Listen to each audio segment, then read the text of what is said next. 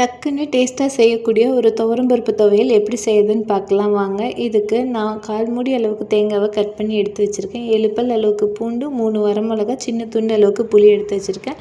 1/2 cup அளவுக்கு துவரம்பருப்பு எடுத்து வச்சுக்கோங்க. வாங்க எப்படி செய்யுதுன்னு பார்க்கலாம். ஒரு பேனில் நம்ம எடுத்து வச்சுருக்க துவரம்பருப்பை ஆட் பண்ணிவிட்டு நல்லா 2 நிமிஷம் வறுத்ததும் இது கூட 1 ஸ்பூன் அளவுக்கு எண்ணெய் ஆட் பண்ணி நல்லா நிறம் வர்ற அளவுக்கு வறுத்துக்கலாம். ரொம்ப கருகிடக்கூடாது. ப்ரௌன் கலரில் வர்ற அளவுக்கு வறுத்துட்டு இதை எடுத்து வச்சுக்கலாம். இதே பேனில் மறுபடியும் 1 ஸ்பூன் அளவுக்கு எண்ணெய் ஆட் பண்ணிவிட்டு நம்ம காமிச்சோம் இல்லைங்களா, அந்த பொருளெல்லாம் ஆட் பண்ணிக்கலாம். வரமிளகா, தேங்காய், புளி, பூண்டு எல்லாம் சேர்த்துட்டு இதையும் நல்லா பொன்னிறமாக வர அளவுக்கு வறுத்து எடுத்து வச்சுக்கலாம். இப்போ இது சூடெல்லாம் ஆறுனதுக்கப்புறமா மிக்ஸி ஜாரில் சேர்த்துட்டு தேவையான அளவு உப்பு வச்சு அரைச்சி எடுத்தால் ரொம்பவே டேஸ்ட்டான பருப்பு துவையல் தயார்.